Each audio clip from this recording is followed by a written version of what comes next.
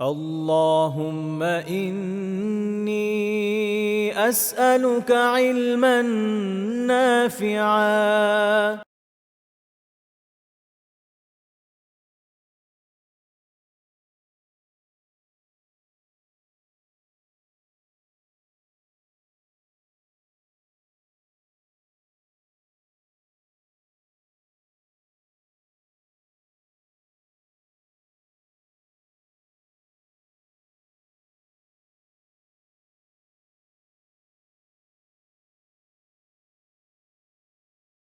إن الحمد لله نحمده ونستعينه ونصلي على رسوله الكريم وعلى آله وصحبه أجمعين أما بعد সবাইকে স্বাগত জানাচ্ছি জীবনাচরণে নববী আদর্শের ১০০তম দর্শে। আলহামদুলিল্লাহ, আল্লাহ তাআলার শুকরিয়া। আমরা আমাদের সেঞ্চুরি পূরণ করলাম না। আল্লাহ তাআলার অশেষ শুকরিয়া। আল্লাহ তাআলার কাছে দোয়া করি আল্লাহ তাআলা আমাদের এই প্রয়াসকে কবুল করে নেন। রাসূলুল্লাহ সাল্লাল্লাহু আলাইহি ওয়াসাল্লামের জীবন থেকে আমরা যে শিক্ষা আহরণের চেষ্টা করছি আল্লাহ তাআলা তাতে খায়ের এবং বারাকা দান করেন। আল্লাহ তাআলা তৌফিক দান করেন এটা যেন আমরা পুরো যেটা আমাদের টার্গেট আছে শেষ করতে সক্ষম হই। আল্লাহ তাআলা আমাদের আমলকে কবুল করে নেন এবং এর ওসিলায় আমাদের দুনিয়া এবং আখিরাতে খায়ের দান করেন। আমাদের সকল আ কষ্ট, সকল সমস্যা দূর করে দেন, সকল পেরেশানি দূর করে দেন। আল্লাহ তাআলা আমাদেরকে ইখলাস দান করেন এবং এই আমলের ওসিলায় আমাদেরকে জান্নাতে সুউচ্চ মাকাম দান করেন। আমিন। আল্লাহ তাআলা আমাদেরকে ভালোবাসুন। আল্লাহ তাআলা আমাদেরকে তৌফিক দান করেন যেন আমরাও হক আদায় করে তাকে ভালোবাসতে সক্ষম হই। তার ভালোবাসার হক আদায় করতে পারি। আল্লাহ তাআলা আমাদের অন্তরকে তার রাসূল সাল্লাল্লাহু আলাইহি ওয়াসাল্লামের এবং দ্বীন ইসলামের, ইসলামী শরিয়তের ভালোবাসায় পূর্ণ করে দেন। আল্লাহ তাআলা তৌফিক দান করেন তাদের ভালোবাসার হকগুলো যেন আমরা আদায় করতে পারি। আল্লাহ তাআলা আমাদের প্রতি মেহেরবানি করেন। আমাদের গুনাহ খাতাকে মাফ করে দেন। আমাদেরকে হেদায়েত দান করেন, হেদায়েতের উপর কায়েম দায়েম রাখেন। আল্লাহ তাআলা আমাদের প্রতি ভরপুর রহম করেন। আল্লাহ তাআলা আমাদের জীবনে, আমাদের ঈমানে, আমাদের আমলে, আমাদের রিজকে, জীবনের প্রত্যেকটা ক্ষেত্রে বারাকা দান করেন, প্রবৃদ্ধি দান করেন। আমাদের জীবনের যে সকল সমস্যাগুলো আছে এগুলোকে দূর করে দেন। আল্লাহ তাআলা শুকরগুজার বান্দাদের অন্তর্ভুক্ত করে দেন। আল্লাহ তাআলা আমাদেরকে তার সে সকল বান্দার অন্তর্ভুক্ত করেন যারা নেক আমল করলে আনন্দিত হয় এবং বদ আমল করলে দুঃখিত হয়। আল্লাহ তাআলা তার ইবাদত গুজার বান্দাদের মধ্যে আমাদের অন্তর্ভুক্ত করে নেন। তার যাকিরিনদের, তার জিকিরকারীদের অন্তর্ভুক্ত করে নেন। আল্লাহ তাআলা আমাদেরকে তার কালামে পাকে তেলাওয়াতকারীদের অন্তর্ভুক্ত করে নেন। আল্লাহ তাআলা আমাদেরকে তাহাজ্জুদ গুজারদের অন্তর্ভুক্ত করে নেন। আল্লাহ তাআলা আমাদেরকে শেষ রাতে ইস্তিগফারকারীদের অন্তর্ভুক্ত করে নেন। আল্লাহ তাআলা আমাদেরকে তার প্রিয় বান্দাদের অন্তর্ভুক্ত করে নেন। আল্লাহ তাআলা আমাদেরকে তার ওয়ালিদের অন্তর্ভুক্ত করে নেন। আল্লাহ তাআলা আমাদের প্রতি ভরপুর মেহেরবানি করেন। আল্লাহ তাআলা আমাদেরকে এই পরিমাণ খায়ের দান করেন যা আমাদের কল্পনারও বাইরে এবং আমাদেরকে এই পরিমাণ শার ও ফাসাদাত থেকে হেফাজত করেন যা আমাদের কল্পনারও বাইরে। হে আল্লাহ, আপনার কাছে আমরা যাবতীয় কল্যাণ প্রার্থনা করি দুনিয়া এবং আখিরাতের এবং যাবতীয় অকল্যাণ থেকে আশ্রয় প্রার্থনা করি। আমাদের এই পর্যন্ত যা কাজ হয়েছে, যা চেষ্টা আমরা করেছি তার ওসিলাতে আপনি আমাদের এই প্রয়াসকে কবুল করে নেন, আমাদের দোয়াকে কবুল করে নেন। আমাদের পক্ষ থেকে এতটুকুই করার ছিল, আমরা আমাদের সামর্থ্য মতো করেছি। আল্লাহ তাআলা ত্রুটি বিচ্ছুতিগুলোকে মাফ করে দেন। আমিন।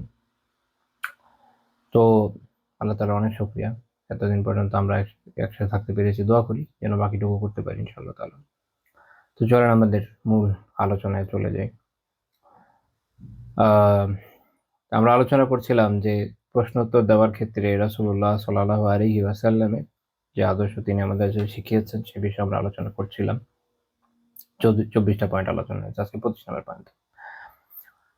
ফাতাওয়া বা প্রশ্নোত্তর প্রদানের ক্ষেত্রে বাহানা, কূটকৌশল অবলম্বন করা থেকে তিনি সতর্ক করেছেন। এটা একটা খুবই গুরুত্বপূর্ণ বিষয়।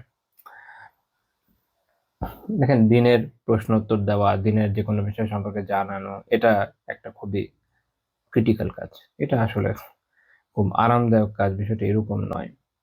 যুগে যুগে এই দায়িত্ব তো পালন করতে গিয়ে নবী রাসূলগণ অত্যাচারিত, নিগৃহীত, নিপীড়িত হয়েছেন এবং তাদেরকে বিভিন্ন রকম পরীক্ষার মধ্য দিয়ে যেতে হয়েছে। আজকে যদি আমরা মনে করি যে আমরা এই দায়িত্বটাকে পালন করব এইভাবে, বলে না যে চিল মোডে, এটা আসলে সম্ভব না, এটা অসম্ভব।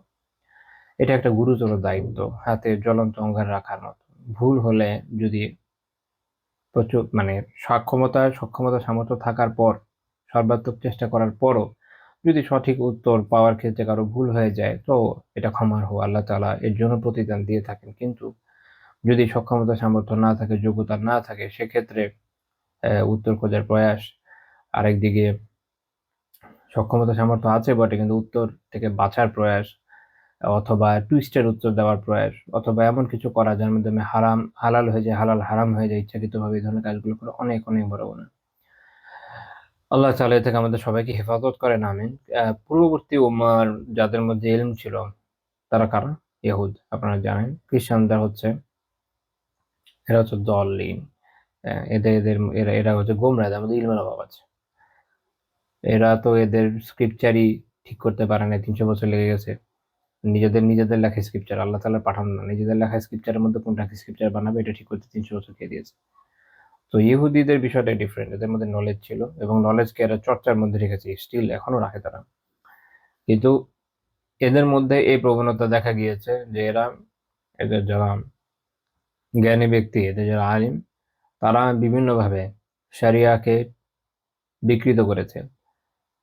কখনো তারা সমাজের প্রভাবশালী ক্ষমতাশালী ব্যক্তিদের মনোরঞ্জনের জন্য, তাদের জন্য সুবিধা করে দেওয়ার জন্য শরিয়ার বিধানকে লঙ্ঘন করেছে, টুইস্টেড করেছে, বিভিন্নভাবে এর মধ্যে বক্রতা আবিষ্কার করেছে, যেটা আসলে শরিয়াতে তো নাই। তারা নিজেরা নিজেদের মন গড়া বক্রতাতে আসলে আরোপ করেছে, বক্র ব্যাখ্যা করেছে। কখনো তারা নিজেদের সুবিধার জন্য এই কাজ করেছে, কখনো নিজেদের বিভিন্ন দল মতের সুবিধার জন্য করেছে। ইহুদিদের ইতিহাসে অনেক ধরনের দল মতের আলাপ আলোচনা পাওয়া যায়, বিশেষ করে যখন সেনাপতি টাইটাস 70 খ্রিস্টাব্দে জেরুজালেমকে ধ্বংস করে দিলেন, ওই সময়টাতে তাদের বিপুল পরিমাণ দল মতের কথা জানা যায় ইতিহাসের বইগুলোতে। তো এদের মধ্যে পারস্পরিক দ্বন্দ্ব সংঘাত ছিল চরমে। তো এরা ওই সময়কার ইতিহাস যদি আপনারা পড়েন, দেখবেন যে এদের যারা আলিম ছিল তারা কিভাবে শরিয়াতের বিভিন্ন বিধিবিধানকে বিকৃত করত নিজেদের দলের সপক্ষে প্রমাণ বের করার জন্য। তো এই যে বৈশিষ্ট্যগুলো, এগুলো ছিল ইহুদি আলিমদের বৈশিষ্ট্য। এবং যুগে যুগে যখনই কোনো জাতির মধ্যে এই ধরনের বৈশিষ্ট্য আসবে, যে তাদের আলিম, যাদের দায়িত্বই ছিল দিনকে হেফাজত করা, দিনকে সঠিক ব্যাখ্যার মাধ্যমে বিদআতি, গুমরাহ এবং বিভিন্ন বাতিল ফিরকার হাত থেকে হেফাজত করা, তারা যখন এই নিজেরাই বাঁকা পথ অবলম্বন করে দুনিয়ার কিছু স্বার্থ হাসিলের জন্য, টাকা পয়সা বেশি কামানোর জন্য, নিজের দলকে সুবিধা দেওয়ার জন্য, বা কোনো রাজনৈতিক ক্ষেত্রে কোনো দলকে সুবিধা দেওয়ার জন্য, বা নিজেদের চামড়া বাঁচানোর জন্য, বা যে কোনো কারণেই হোক না কেন, তো তখন আসলে অনেক বড় বিচ্যুতির সৃষ্টি হয়। কারণ মনে রাখবেন যে বড় বড় গোমরাহে একদম অজ্ঞমূর্খ লোকের মাধ্যমে আসলে চাইলেও খুব বেশি তার তৈরি করা সম্ভব হয়ে ওঠে না। খুব অজ্ঞমূর্খ লোক যারা না, তাদের বিচ্যুতিগুলো এত হাস্যকর থাকে যে এটা তারা নিয়ে আসে বটে, কিন্তু খুব বেশি দূর আগাতে পারে না, মানুষ বুঝে ফেলে। কিন্তু যাদের মধ্যে নলেজ আছে, সেটা আধাই হোক আর বিপরীতই হোক, মানে আপনি বলা যেতে পারে যে শিখেছে কিন্তু উল্টা শিখেছে, সেটাও হতে পারে, অথবা শিখেছে কিন্তু আধা শিখেছে, যেটাই হোক না কেন, সেক্ষেত্রে যেই সমস্যাটা হয় যে এরা যখন বিভিন্ন উপস্থাপনার মাধ্যমে দিনের বিকৃতি ঘটায়, বা ভুল ব্যাখ্যার মাধ্যমে, অপব্যাখ্যার মাধ্যমে দিনের বিকৃতি ঘটায়, অনেক সময় মানুষ এটা বুঝতে পারে না, এটাকে তাদের কুলনেস মনে হয়, এটাকে তাদের মনে হয় যে ঠিকই তো আছে, সমসাময়িক সময়ের সাথে এটাই হওয়া উচিত। তাদের মাথায় এটা আসে না যে দিন কি, এটা কি মানে বহতা নদীর মতো বইতেই থাকবে, তো তাহলে ওটা তো আসলে আল্লাহ তাআলার প্রেরিত দিন হলো না। একবার এক একজন ব্যক্তি উঠে দাঁড়াবে যার মধ্যে অধিক পরিমাণ বাগ্মিতা রয়েছে, এবং সে তার বাকচাতুর্যকে ব্যবহার করে যেকোনো বিষয়কে দিন প্রমাণ করে ছাড়বে, আর আপনি মনে করে নিবেন যে এখন থেকে এটাই দিন। তো তাহলে আপনি নবী কাকে মানছেন? এই নতুন যে এসে নতুন দিনের ব্যাখ্যা দিচ্ছে তাকে, নাকি রাসূল আরবি সাল্লাল্লাহু আলাইহি ওয়াসাল্লামকে? একই রকম ভাবে যুগ যুগ ধরে দিনের যে ব্যাখ্যা উম্মাহ গ্রহণ করে আসছে, যেভাবে চলে এসছে, সেটা যদি ঠিক থেকে থাকে, তো তাহলে এটা কিভাবে ঠিক হলো? আর যদি সেটা ভুল হয়ে থাকে, তাহলে তো দিন বিলুপ্ত হয়ে গেছে বহু আগেই। তাহলে আপনি মানছেন কি? এই লোক যে নতুন ব্যাখ্যা নিয়ে আসে, সে ব্যাখ্যাটাকে সে যে সকল বিধানের উপর, যে সকল উৎসের উপরে দাঁড় করাচ্ছে, সেই উৎসগুলো যে উৎস, এটাও আমরা এভাবেই জেনেছি যে যুগ পরম্পরায় উলামায়ে কেরাম এটাকে এভাবে গ্রহণ করে এসেছেন। কোরআন সুন্নাহকে, বা কোনটা আসলে হাদিস হবে কি হবে না ইত্যাদি বিষয়কে। তো এই লোক যখন এরকম টুইস্টেড ব্যাখ্যা করছে, তো সে বলছে যে না, আগের এদের ব্যাখ্যা ঠিক নাই। আচ্ছা, আমরা একটা উদাহরণ হিসেবে যদি এটা মেনেও নেই যে আচ্ছা ঠিক আছে, তো আপনি যে এই উৎসগুলোকে ব্যবহার করছেন এই উৎসগুলোকে আপনাকে কষ্ট করে বাদ দিতে হবে। কারণ হচ্ছে এই যে এই লোকগুলোই যারা এই উৎসের এই ব্যাখ্যা দিয়েছে তারাই এই উৎসকে ধারণ করেছিল, তাদের থেকে আমরা উৎসগুলোকে পেয়েছি। তারা যে বিষয়গুলোকে বলছে যে এটা উৎস, ওইটাকে উৎস মেনেই আপনি এই ব্যাখ্যা, নতুন ব্যাখ্যা আনতে উদ্যত হয়েছেন। তো যদি আপনি বলেন যে না তাদের ব্যাখ্যা ঠিক ছিল না, আমাদের এখন এভাবে নতুন করে ব্যাখ্যা করতে হবে, তাহলে আপনাকে ওই উৎসর, তারা তারা যেটাকে বলছে যে এটা আসলে উৎস এবং স্পেসিফিকলি এই বিষয়টাই যে উৎস, এবং সেই উৎসের ভিতরে যে বিস্তারিত আলাপ আলোচনা আছে, যেমন ধরেন হাদিস, এবং এই হাদিসে কোনটা আসলে হাদিসের বই, এটা কোনটাকে আমরা হাদিস বলবো কি বলবো না, এই যে সংজ্ঞায়িতকরণ, এগুলো তো তারাই করেছে, তাদের থেকে আমরা পাচ্ছি। তো সেই হিসাবে আপনার অস্বীকার করতে হলে সবগুলোকেই করা উচিত। আধা নিয়ে আধা ছাড়বেন কেন? তো এখানে আসলে এমন একটা সিচুয়েশন, যেটাকে আমি বলি হচ্ছে, উদাহরণ দিতে গিয়ে বলি যে ছোটবেলায় আমরা ইয়ে খেলতাম মোবাইলে, ছোট বাচ্চা যখন, মানে আমাদের আমাদের জেনারেশনে যারা, তারা ছোট বাচ্চারা মোবাইলের মধ্যে একটা গেম খেলতো। নোকিয়া মোবাইলে পাওয়া যেত, সাপের গেম। সাপ একটা একটা করে খেতে থাকে, সময় তার লেজ খেয়ে ফেলে। এটা হচ্ছে সাপের লেজ খাওয়ার মতো, লেজের লেজে নিজে কামড় দেওয়ার মতো। এটা এমন একটা বিষয় যে আপনি যদি এটাকে অস্বীকারই করেন, তাহলে পুরো ভিত্তির যা আছে সবই অস্বীকার করতে হবে। এটা তো পসিবল না। কিন্তু মানুষের মাথায় আল্লাহ আলম যে কারণে হোক, যে কোনো কারণে হোক এটা আসে না, এবং তারা মনে করে যে যে কেউ আধুনিক বিষয়ের সাথে তাল মিলিয়ে দিনকে যত বেশি বিকৃত করে উপস্থাপন করতে পারে, সে হচ্ছে তত ভালো আল্লামা, সে তত জ্ঞানী মানুষ। এবং মানুষের মধ্যে এই ধরনের একটা বিকৃত চিন্তা চলে এসছে, যে তারা মনে করছে যে অ্যাকচুয়াল জ্ঞানী হলো সে, যে আধুনিক বিশ্বের যে কোনো মতবাদের সাথে শরিয়াকে মিলাই দিতে পারে। মানে এটা কি দিন? এটা কি দিন? লাইক আপনি তো আপনার নিজের ফুটবল এরকম আরেকজনকে দিয়ে দিবেন না। হ্যাঁ? নিজের মালিকানার সত্যটা তো রাখবেন। তো দিন তো স্থিতিশীল থাকবে। দিন স্থিতিশীল থাকবে। ওটার এভাবে পরিবর্তন হতে পারে না। তো এরা কি করেছে? এরা এরকম মনে করেছে। এবং তারা অনেক সময় দেখা যায় যে মানুষের যারা অ্যাকচুয়ালি আলিম, যারা দিনকে ধারণ করেন, প্রকৃত দিনকে ধারণ করেন, তাদেরকে অনেক সময় তারা অপমান করে, অপদস্থ করার চেষ্টা করে, বিভিন্ন কথা তাদের ব্যাপারে বলে। আ তাদের অপবাদ এবং তাদের অভিযোগ হচ্ছে এরকম যে, "আপনারা কি পড়লেন যে আপনারা আধুনিক সময়ের সাথে মিলাই দিতে পারছেন না?" তো এটা হলো প্রশ্ন, যে একেকবার একেক মতবাদ আসবে। আর সবগুলো মিলাই দিতে থাকবো, তাহলে অ্যাকচুয়াল দিন কোনটা হলো? এটা তো আসলে কোনো অনুসরণের বিষয় হলো না। আমি এর আগেও আপনাদেরকে উদাহরণ দিতে গিয়ে বলেছি যে একটা সময় সমাজতন্ত্রের জয়-জয়কার ছিল। তখন মিশরের এক্ষেত্রে মিশরের যারা বিভিন্ন ইউনিভার্সিটির গ্র্যাজুয়েট বা ওখানকার যারা বড়, বড় জ্ঞানসাগরে রয়েছে দিনী ক্ষেত্রে, তারা এক্ষেত্রে অনেক, অনেক প্রাগ্রসর। যেকোনো মতবাদ আসতো, ইভেন এখনো যেকোনো মতবাদ আসে তারা ওইটাকে দিন বলে প্রচার করা শুরু করে দেয়। এরকম একটা সমস্যা তাদের মধ্যে দেখা যায়। খুবই ইন্টারেস্টিংলি তারা আবার অনেক ক্ষেত্রে আধুনিক মতবাদ নিয়ে পড়েনও। আবার দেখা যায় যে নিজেরা ওটা দ্বারা আক্রান্তও থাকেন। এটা একটা মানে অদ্ভুত একটা দ্বিমুখিতা, একমাত্র আল্লাহ তাআলাই জানেন এই সমস্যার কারণ কি। তো উনাদের এখানে দেখা গিয়েছে যে আম যখন সমাজতন্ত্রের জয়-জয়কার, তখন অনেকে বা সমাজতন্ত্র এবং সমাজবাদ ২ টার মধ্যে, সোশ্যালিজম অ্যান্ড কমিউনিজম ২ টার মধ্যে পার্থক্য কতটুকু, এটা নিয়ে আসলে তাদের বাম বাম ধারার যারা intellectuals, তাদের নিজেদের মধ্যে ভালো একটা ডিবেট আছে। তো এটার ভিতরে আমি যাচ্ছি না আপাতত। তো ওখানে, তো ধরেন যেটাই হোক, আপনার সোশ্যালিজমই হোক আর কমিউনিজমই হোক, যখন মোটামুটি এটা একটা জয়গার বাম ধারার, ওই সময়ে ওইখানকার যারা আলিমরা উনারা ব্যাখ্যা বিশ্লেষণ শুরু করলেন যে ইসলামের সামাজিক সুবিচার, ন্যায়, সাম্য কিরকম কথা বলে, এবং ইসলাম আসলে কিভাবে কি অ্যাকচুয়ালি সোশ্যালিস্ট। এখানে একটা পয়েন্ট আপনাদের একটু বলে রাখি।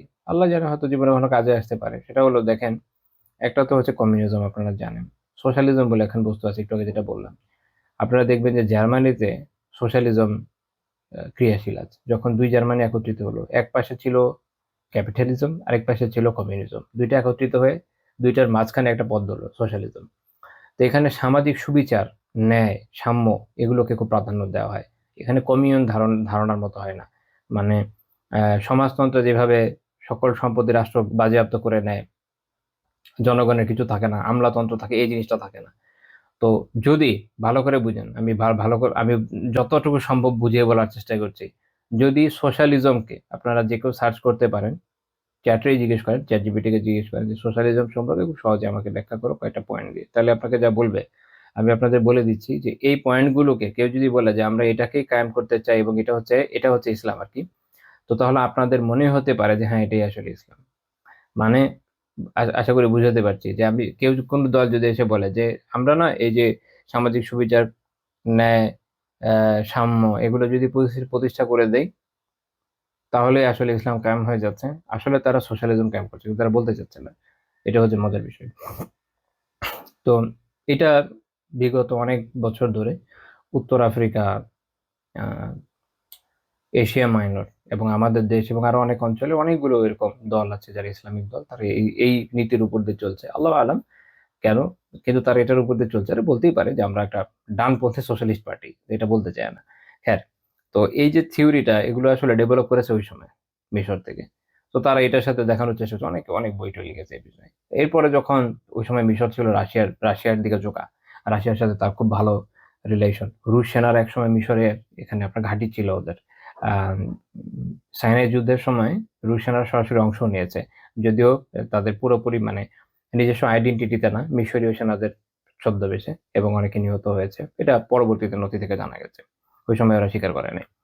তো এরপরে যখন আমেরিকার দিকে ঝুঁকলো তখন দেখা গেল যে না, ডেমোক্রেসি হচ্ছে খুবই ইসলামিক। এরকম বিভিন্ন যুগে যুগে যত ইস্যু আসবে দেখবেন যে দেখার চেষ্টা করবে সবই, যদি ডেমোক্রেসি হয় তাহলে তার বিপরীত। ডেমোক্রেসির মধ্যে আমরা ধরেন বলতে পারি যে আচ্ছা কেউ চাইলে সোশ্যালিজমও তো ডেমোক্রেসি রাখতে পারে, জার্মানি তো রাখছে, ওকে ওকে, এটা কোনো, এটা আসলে এইভাবে কি হয় যে কিছু মিক্স থাকে এটার সাথে এটা, এটার সাথে এটা। তো ধরেন আর জিনিসটা যদি এইভাবে না বুঝি, এইভাবে বলি যে মনে করেন যে কেউ দেখাবে এমন ভাবে যেন ক্যাপিটালিজম ইসলামিক, এটা এবার একটু আলাদা হয়, যেমন ক্যাপিটালিজম ইসলামিক আর কারো কাছে মনে হবে না কমিউনিজমই খুব প্রো ইসলামিক একটা বিষয়। আপনারা জানেন আমাদের এই দেশে একসময় 70-80, 60-70 দশকে এরকম অনেকের চাহিদা ছিল ইসলামী কমিউনিজম তারা তৈরি করে। মাওলানা ভাসানীকে এক্ষেত্রে অগ্রগতি ধরা হয়, এরকম ছিল। তো তারা মনে করছে যে এটাই ইসলামিক, ঠিক আছে। তো এরকম দেখেন যে এক একদিন এক একজন এক একটাকে খুব প্রাধান্য দিচ্ছে। ভারতে যেমন কেউ কেউ মনে করছে না সেকুলারিজম ইসলামিক, এরকম একদম পুরো বয়ান খুঁজে পাবেন ইয়েতে সার্চ করলে ইউটিউবে। তো সবই যদি ইসলামিক হয়, অন ইসলামিকটা কোনটা? মানে সবই যদি ইসলামিক হয়, অন ইসলামিক কিভাবে, কোনটা? আর হলো পরস্পর বিরোধী দুইটা জিনিস একই সাথে কিভাবে ইসলামিক হয়? হয় আলো ইসলামিক, নয় আধার ইসলামিক। মানে আপনি বলছেন আলো আধার দুইটাই ইসলামিক, ভেরি গুড। তাহলে অন ইসলামিক কোনটা? কিছুই অন ইসলামিক না, তাহলে ইসলাম কোনটা? সে এক অদ্ভুত অবস্থা চলছে। ওকে, তো এইটার সমস্যার মূল কারণ হচ্ছে এটা যে যখন আলিম এই ধরনের কাজ করেন তখন জাতি দিশাহারা হয়ে যায়, তারা দিশা খুঁজে পায় না। এটা তখন হয় যখন তারা বিভিন্ন ক্ষেত্রে এরকম বাহানা কূটকৌশল অবলম্বন করে। তো ওই ক্ষেত্রে রাসূলুল্লাহ সাল্লাল্লাহু আলাইহি ওয়াসাল্লাম তখনই সতর্ক করে দিয়েছেন। সহিহ বুখারী 2236 নম্বর হাদিস, জাবির বিন আব্দুল্লাহ রাদিয়াল্লাহু তাআলা আনহু থেকে বর্ণিত, যে মক্কা বিজয়ের যখন যখন মক্কা বিজয় হলো, বছর মক্কা অবস্থানকালে তিনি এটা শুনেছেন। আম, যে রাসূলুল্লাহ সাল্লাল্লাহু আলাইহি ওয়াসাল্লাম তখন বলেছেন আহ, মদ, তারপর হচ্ছে আপনার মৃত জন্তু, শুয়োর, তারপর বিভিন্ন মূর্তি, এগুলো নিষিদ্ধ। তো তখন আল্লাহ রাসূলকে জিজ্ঞেস করা হলো, ইয়া রাসূলুল্লাহ আরাআইতা শুহুমাল মাইতা, মৃত জন্তু চর্বি সম্পর্কে আপনি কি বলেন? মৃত জন্তু মানে কি? মৃত জন্তু মানে এইটা না যেটাকে জবাই করা হচ্ছে আল্লাহর নামে, বরং মৃত জন্তু মানে কোন জন্তু একাই মরে গেছে। এখন জিজ্ঞেস করা হচ্ছে যে ওই জন্তু চর্বির ব্যাপারে আপনি কি বলেন? فإنها يطلى بها السفن ويدهن بها الجلود ويستصبح بها الناس। এইটা দিয়ে তো নৌকায় প্রলেপ দেওয়া হয় আগেকার সময়ে। এখন তো আমরা আলকাতরা ব্যবহার করি, ওই সময় তো আর এগুলো ছিল না। তখন নৌকার নৌকার মধ্যে এরকম চর্বি দিয়ে প্রলেপ দিত, তারপর চামড়া তৈলাক্ত করা হয়। আর লোক এটা দিয়ে চেরাগ জ্বালিয়ে থাকে বা বাতি জ্বালিয়ে থাকে। চর্বি দিয়ে আগে একসময় বাতি জ্বালানো হতো। তো এগুলো অনেকগুলো কাজ আছে, কারণ এটা তো না হয় খেতে হারাম, বুঝলাম। তো এটা যদি অন্য কাজে ব্যবহার করা হয় তাহলে, তো তখন রাসূলুল্লাহ সাল্লাল্লাহু আলাইহি ওয়াসাল্লাম বলেন না হুয়া হারাম, না এটাও হারাম, অর্থাৎ যেটা হারাম পুরোটাই হারাম। তো তখন রাসূলুল্লাহ সাল্লাল্লাহু আলাইহি ওয়াসাল্লাম এটাও সতর্ক করে বলেন যে কাতালাল্লাহুল ইয়াহুদা, আল্লাহ তাআলা ইহুদীদের ধ্বংস করেন। ইন্নাল্লাহা লাম্মা হারামা শুহুমাহা জামালুহু সুম্মা বাউহু ফাআকালু সামানাহ। আল্লাহ তাআলা যখন তাদের জন্য মৃতের যে চর্বি এটা হারাম করে দিলেন, তখন তারা এটাকে গলিয়ে বিক্রি করে মূল্য ভোগ করে। তো ইহুদিরা কি করেছে দেখেন, এটাকে বলে আপনার হিলা। বিভিন্ন কুটকৌশল বাহানার মাধ্যমে হালালকে হারামকে হালাল করে না। তো তারা মনে করে যে এরকম করে নিলেই হলো, আসলে কি হয়ে গেল? আল্লাহ তাআলাকে কি আর ফাঁকি দেওয়া যায়? তো তারা ভেবেছে যে চর্বিটা যেহেতু হারাম, তাহলে আমরা এক কাজ করি, চর্বিটাকে গলাবো, গলিয়ে কি করবো, গলিয়ে গলিয়ে বিক্রি করে দিব, তাহলেই তো হয়। তারপরে তাদের আরো এরকম অনেক ধরনের কাজ আছে, আপনারা জানেন যে কোরআনে কোরআনে এটা আলোচনায় এসছে যে তারা কিভাবে শনিবারের যে বিধান ছিল, শনিবারে তাদের বিধান হচ্ছে তারা কোনো কাজই করতে পারে না, স্টিলের কোনো কাজ করে না, রান্না করতে পারে না, মেশিন ইউজ করতে পারে না, অনেক অনেক বিধিনিষেধ। তো এরা কি করে, ওই সময় কি করেছিল এদের এক গ্রুপ, যে যেহেতু শনিবার তারা এটা করতে পারবে না, এদিকে আল্লাহ তাআলা তাদের পরীক্ষা নেওয়ার জন্য ওই নদীর পাশে একটা সাগরের পাশে একটা জনপদ, তাদের ওখানে মাছ তারা ধরতো, তাদের ওই কাছাকাছি মাছ ওই সময় একটু বেশি আসতো। তো তারা কি করলো, মানে লং স্টোরি শর্ট, তারা ওখানে একটা মেকানিজম তৈরি করলো যে যেন মাছগুলো ভিতরে এসে আটকে যায়, শনিবার দিন, রবিবার তারা ওখান থেকে ধরবে। তো তাহলে তো শনিবার তারা ধরলো না, তার ধরলো কবে, হাত দিয়ে ধরলো কবে, রবিবার ধরলো। আর শনিবার তাদের মেকানিজমে আটকে গেছে, তাদের কি এখন এই বিষয়গুলো যদি মাথায় রাখেন, আমি এই ধরনের রেওয়ায়ত গুলো যদি মাথায় রাখেন, তাহলে অনেক বিষয় আপনারা দেখতে পারবেন যারা এদিক দিয়ে ওদিক দিয়ে, এদিক দিয়ে ওদিক দিয়ে, এদিক দিয়ে ওদিক দিয়ে বিভিন্ন বিষয় হালাল করে বেড়াচ্ছে আর কি, যে তখন আপনাদের এমনি কনফিউশন হওয়া উচিত যেটা কিভাবে হচ্ছে। ইমাম ইবনু বাত্তাহ রাহিমাহুল্লাহ তাআলা ইবতালুল হিয়াল বলে ওনার একটা কিতাব আছে, ইবনু বাত্তাহ রাহিমাহুল্লাহ তাআলা ইবতালুল হিয়াল, অর্থাৎ অর্থ বলা যায় যে এরকম কৌশল বাহান এগুলো বাতিল করুন। ওখানে উনি একটা রেওয়ায়াত উল্লেখ করেছেন যে রাসূলুল্লাহ সাল্লাল্লাহু আলাইহি ওয়াসাল্লাম বলেছেন, লা তারিকাবু মারতাকাবাতিল ইয়াহুদ, ইহুদিরা যা করেছে তোমরা এরকম করো না। ফাতাস্তাহিল্লু মাহারিম আল্লাহি বিআদনাল হিয়াল, যদি এটা করো তাহলে তোমরা এরকম নিকৃষ্ট কৌশলের মাধ্যমে আল্লাহ তাআলার হারামকৃত বিষয়কে হালাল করে নিবে। ইমাম ইবনুল কাইয়িম রাহিমাহুল্লাহ তাআলা তাযহিবু সুনানি আবি দাউদে এটা সনদকে হাসান বলেছেন। তো এই হাদিসে যা বলা হয়েছে, যা থেকে সতর্ক করা হয়েছে, আমার মনে হয় আপনারা তা বুঝেন, এবং বর্তমানে যেটা কি পরিমাণ ব্যাপকতা বিস্তার লাভ করেছে এটা বলার অপেক্ষা রাখে না। অর্থাৎ কূটকৌশলের মাধ্যমে যে জিনিসটা সুস্পষ্ট বুঝাই যাচ্ছে এটা হালাল হওয়ার কথা না, এটাকে তারা হালাল বানিয়ে ফেলছে বিভিন্নভাবে। এবং এই অবস্থা হয়েছে যে কিছুকাল পরে তো এমনও হতে পারে যে এটা যে একটা জিনিস যে হারাম, এটা হারাম বললেও কেউ কেউ ছেদ করবে, হ্যাঁ না হারাম। যেমন এটার মজার কথা মনে পড়লো, মিউজিকের বিষয়ে শেখ আলবানী রাহিমাহুল্লাহ তাআলা ৮০ দশকে ওনার বইয়ের মধ্যে লিখেছিলেন যে এখনই যে অবস্থা, কিছুকাল পরে এটা বলাই মুশকিল হয়ে যাবে। মানে আমি কোট আন কোট করছি না, মূল কথাটা এরকম যে এটা এটা হারাম। এখন তো এরকমই, আপনি লেখেন, দেখেন যে কতজন এসে জ্ঞান বিতরণ করা শুরু করবে, না এটা হালাল, না এটা হালাল, সুবহানাল্লাহ। চারও মাযহাবের মতামত কিতাবগুলোতে হারাম হিসেবে উল্লেখ আছে। যুগ যুগ ধরে মুসলিম উম্মারা পশ্চিম উম্মার আলিমরা কেউ বুঝে নাই, হঠাৎ করে কেউ একজন বুঝে গেছে যে না এটা তো হালালি। তো যে বুঝেছে তাকে আগে প্রশ্ন করা দরকার ছিল যে এতকাল ধরে মুসলিম উম্মাহ আসলে তাহলে কিসের উপরে ছিল? যদি ওটা ইসলাম হয় তোমারটা ইসলাম হয়, যদি তোমারটা ইসলাম হয় ওটা ইসলাম না। তো যদি ওইটা তোমারটা ইসলাম হয় ওটা ইসলাম না হয়, তাহলে ওই ইসলাম যারা পালন করে এসেছে, যারা এটাকে হারাম, একটা হালালকে হারাম মনে করে এসেছে, তারা তো বিশাল বড় গুনাহ করেছে নাকি? তোমার তোমার আলাপ আলোচনা থেকে বোঝা যায়।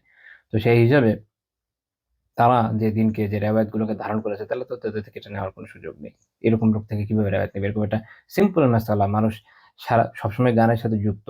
সেই আল্লাহ রাসূল সাল্লাল্লাহু আলাইহি ওয়াসাল্লামের জামানা থেকে নিয়ে আজ পর্যন্ত, তখনকার আপনারা জানেন যে বদরে যখন কুরাইশ আসছে, সিরাতের কিতাবে আছে, তারা নর্তকী নিয়ে এসে গান বাজনা করেছে। তখন থেকে গান বাজনা আছে, আরো হাজার হাজার বছর আগে থেকে আছে। তখন থেকে নিয়ে এখন পর্যন্ত গান বাজনা চলছেই চলছে। এটা তো নতুন কোনো বিষয় না। তো এরকম একটা কমন বিষয়ে যদি তারা সবাই মিলে ভুলই জানতো, তাহলে এরকম লোকের কাছে দিন তো নিরাপদ মনে করার দরকার নেই। তো সেক্ষেত্রে তারা যে সকল বর্ণনা নিয়ে এসছে, এরকম কমন মাসালাতে এরকম ভুল যখন করেছে, তো তাদের অন্যান্য বর্ণনা গ্রহণ করা যাবে না, তো কেটে বাদ দিয়ে দেন। এটা হচ্ছে সাবধান, নিজে নিজে কামড় দিবে। এটা কি করছে এটা নিজেরা জানে না। যাই হোক, তো এই হচ্ছে বড় সমস্যা, যখন এরকম তালবাহানা করে হারামকে মানুষ হালাল করা শুরু করে, তখন দিন অপরিচিত হয়ে যায়। আর এই কারণে যখন আপনি এই বিষয়গুলো খেয়াল করবেন, তখনই বুঝতে পারবেন যে সেই জামানায় দিন ধরে রাখা কেন এত কঠিন, নট দ্যাট ইজি। আর এমনি এমনি সেখানে এত ফাজিলতের কথা আসে নাই। ওকে, আমরা এই পয়েন্টে এখানে আপাতত থামিয়ে দিচ্ছি। তো এখান থেকে এই মাসালাও কিন্তু জানা গেল, সেটা কি তাহলে, যে মৃত জন্তু যেগুলো আছে এগুলো দিয়ে কোনো ধরনের ইন্তিফা, কোনো ধরনের উপকার গ্রহণ করার জন্য বৈধ নয়। ইবনে হাজার রাহমাতুল্লাহি আলাইহি ফাথুল বারীতে বলেছেন, ওয়া হারামুন আলাল ইন্তিফা, এটার উপকার গ্রহণ করা কিনা বৈধ না। ওয়া কওলু আকসারিল উলামা, অধিকাংশ আলেমদের কথা এটা। কি ইয়াহরুমুল ইন্তিফাউ বিহা, এদের উপকার গ্রহণ করা কি এটা যে হারাম, এটা অধিকাংশ আলেমের অবস্থা। ব্যতিক্রম আছে একটা, যেটা অন্য দলিল দিয়ে বোঝায়, সেটা হচ্ছে ট্যানিং। চামড়াকে ট্যানিং করলে তখন শুধু চামড়াটা ব্যবহার করা যায়, ওটা অন্য রেওয়ায়েত থেকে জানা যায়। আচ্ছা, 26 নম্বর পয়েন্ট, যা ঘটে নাই এমন বিষয়ে প্রশ্ন করতে নিষেধ করতেন। এটা রাসূলুল্লাহ সাল্লাল্লাহু আলাইহি ওয়াসাল্লাম পছন্দ করতেন না, যে কোনো কিছু হয় নাই সেটা নিয়ে কেউ এসে প্রশ্ন করবে। এটা মানুষের একটা স্বভাব আছে, দেখবেন যে কোনো কিছু হয় নাই, হয়তো সে কোনো একটা ওয়াসওয়াসায় পড়ে আছে, তার মনে হচ্ছে যেটা প্রশ্ন করে বড় একটা জ্ঞানের বিষয় হয়ে যাবে, জ্ঞানের বিষয় বটে, যেটা অ্যাকচুয়ালি জানা দরকার। কিন্তু এমন একটা বিষয় নিয়ে আপনি প্রশ্ন করলেন এসে, যেটা আসলে প্রায়োগিকতা নাই, একদমই তাত্ত্বিক, একদমই তাত্ত্বিক। এমন অনেক বিষয় আছে, পৃষ্ঠার পর পৃষ্ঠা আলোচনা করা যায়, একদমই তাত্ত্বিক। এবং আরো প্যাথেটিক বিষয় আছে, এমন অনেক বিষয়, বিশেষ করে যারা কালাম শাস্ত্র নিয়ে কাজ করেছেন বা এরকম বেশ কিছু বিষয় আছে যেখানে দেখা যায় যে এমন অনেক বিষয় ওনারা আলোচনা করেছেন, এমন মৌলিক নীতি নিয়ে আলাপ আলোচনা করেছেন, ওই জিনিসই তামাদি হয়ে গেছে, ওই জিনিসই তামাদি হয়ে গেছে। মনে করেন, আমি বলছি না ওনারা করেছেন, মানে আমি জাস্ট একটা উদাহরণ হিসেবে বলছি। ধরেন ধরেন প্রাচীন গ্রিকরা কোনো একটা থিওরি দিয়েছে, যে এটা একটা থিওরি। এখন ওই থিওরিটাকে আপনি সত্য মনে করে সেটা নিয়ে বিশাল আলাপ আলোচনা করে একটা আস্ত বই লিখলেন, মনে করেন কয়েক হাজার পৃষ্ঠা দিয়ে। এদিকে ওই থিওরি এখন প্রমাণিত হলো যেটা বাস্তবে আসলে হয় না, এটা থিওরিটিক পর্যবেক্ষণে প্রমাণিত হয়েছে থিওরিটা সঠিক নয়। তখন আপনার পুরো কাজটা অকাজ হয়ে গেল, অহেতুক ব্যয় হয়ে গেল, সময়কে অপচয় করা হয়ে গেল, ইত্যাদি ইত্যাদি। কিন্তু এটা আপনি বুঝেন নাই, আপনার যদিও ওই সময় মনে হচ্ছে জিনিসটা ভালোই। এই জন্য নিজেকে এমন সব কাজে যুক্ত রাখা উচিত যেটা আসলে কাজে, যেটা আসলে কার্যকর, যেটা আমি সবসময় বলি আমাদের ভাই বোনদেরকে, যে কি কি কাজে আপনি সবসময় নিজেকে অনেক অবশ্যই ব্যস্ত রাখবেন। এক হচ্ছে অবভিয়াসলি আপনি নিজেকে যিকির আজকারে ব্যস্ত রাখবেন। আপনি তিলাওয়াত করেন, আপনি তাফসীর পড়েন, আপনি আপনি হাদিসের কিতাব পড়েন, ব্যাখ্যা পড়েন, উলামায়ে কিরামের বিভিন্ন দুরুস এখন তো আলহামদুলিল্লাহ এত ইজিলি পাওয়া যাচ্ছে অনলাইনে। দেখেন, আরবি শেখেন, ফিকহের কিতাব পড়েন, আত্মশুদ্ধির কিতাব পড়েন, এগুলো কাজের বিষয়, যেগুলো আপনার জীবনে কাজে আসবে। কিন্তু আপনি এমন থিওরিটিক্যাল বিষয় নিয়ে পড়ে গেলেন যেটা আসলে আপনার জীবনে ওইভাবে প্রায়োগিক না। আবার কেউ এরকম করে যে ধরেন এমন বিষয় নিয়ে আলাপ আলোচনা সে করতে চায় যেটায় পৌঁছার যোগ্যতা তার নেই। সে ইজতিহাদি বিষয় নিয়ে আলাপ আলোচনা করতে চায়, অথচ ওখানে ঢোকার যোগ্যতা তার নেই। সেদিন এই জাস্ট আই থিংক ১ মাস আগে হবে, আমার এক স্টুডেন্ট এসে প্রশ্ন করলো একজন রাব্বির বিষয়ে। যা বলছে যে উনি মানে জাস্ট একটু উদাহরণ বুঝানোর জন্য সমস্যা কোন জায়গায় হয়। যে আ যে উনি যদি আনা করেন তাহলে ওটা দঈফ হবে ইত্যাদি। এখন উনি তো রাবিতুস সাকা, ঠিক আছে? এখন আল্লাহ। তো এ কারণ হচ্ছে তাদের কথা হলো যে উনি তো তাদলিস করেন। তাদলিস হচ্ছে যখন রাবি তার ওস্তাদের নামকে গোপন করে। কিন্তু উনি রাবি সাকা, এবং এখন প্রশ্ন হচ্ছে এটা কি কায়দায়ে কুল্লিয়া কিনা, ব্যাপক কায়দা কিনা? যে একটা মূলনীতি হচ্ছে যে মুদাল্লিস রাবি, যিনি তার ওস্তাদের নামকে গোপন করেন, ঠিক আছে? তিনি যদি আনা করেন, অর্থাৎ এমন শব্দ প্রয়োগ করেন যেটা থেকে বোঝা যায় যে তিনি তার ওস্তাদের নামকে আসলেই গোপন করছেন, তখন এটাকে, আমি কিন্তু আপনাদের বুঝার সুবিধার জন্য করে বলছি, শাস্ত্রীয়ভাবে ব্যাখ্যা করছি না। তো তাহলে ধরে নিতে হবে যে এটা দুর্বল। এটা হচ্ছে কায়দায়ে কুলিয়া, ব্যাপক কায়দা। কিন্তু এটার অনেক এক্সেপশন আছে। এটা বললেই হয়ে যায়। যেই রাবীর ব্যাপারে কথা বলেছে, সেই রাবীর আনা সহিহ বুখারীতে আছে, সহিহ মুসলিমে আছে, ইমাম তিরমিজি রাহিমাহুল্লাহ উল্লেখ করেছেন, সবাই সহিহ হিসেবে উল্লেখ করেছেন। উনি আনা করলেই এটা দঈফ হয়ে যায় না। এখন যে উলুমুল হাদিসের প্রাথমিক বই পড়েছে, পড়ার পর তার মনে হয় যে আমি তো এখন রীতিমতো মুজতাহিদ স্তরে পৌঁছে গেছি। এখন আমি হাদিসের তাহকিক করব। তারপরে এই দুর্ঘটনা সে ঘটাবে। সবকিছুর একটা লেভেল আছে। ওই পর্যায়ে তো পৌঁছানো লাগে। তো এই সমস্যার কারণ হচ্ছে এটা যে যখন আপনি আপনার লেভেলের থেকে উপরে চলে যাবেন, এমন বিষয়ে আলাপ আলোচনা করবেন যার কোনো প্রয়োজন নাই। আপনি কেন ওটা নিয়ে আলোচনা করবেন? আপনার ব্যক্তি জীবনে কোনো কাজে আসতেছে না, উম্মার জন্য কোনো উপকারে আসছে না। আবার আপনি বুঝতেও পারছেন না যে আপনি যে ভুল করছেন। তো থরলি নিজের নলেজকে বাড়ানোর চেষ্টা করতে হবে, নিজেকে আমলে এনগেজ করতে হবে। নিজের পরিধিটা বুঝতে হবে যে আমি কতটুকু পর্যন্ত আসলে যেতে সক্ষম। তো যাই হোক, আমি একটু এগিয়ে গিয়েছি মূল টপিক থেকে। সেটা হলো যে যা ঘটে নাই, এটা আসলে এটা শাখায় বলা যায়। যে বিষয়ে আসলে আপনার সাথে সম্পৃক্ত না, বা যে বিষয়ে আপনি আসলে ধরার যোগ্যতা রাখেন না, ওটাতে এগিয়ে যাওয়াটাও কিন্তু এর মধ্যেই পড়ে। তো যাই হোক, রাসূলুল্লাহ সাল্লাল্লাহু আলাইহি ওয়াসাল্লাম এই ধরনের বিষয়ে অপছন্দ করতেন। সহিহ বুখারীর রিওয়ায়াত আছে, এই বিষয়ে অনেকগুলো হাদিস আছে। সহিহ বুখারীর একটা রিওয়ায়াত আছে যেখানে আম, একজন সাহাবী একটা প্রশ্ন নিয়ে এসেছেন।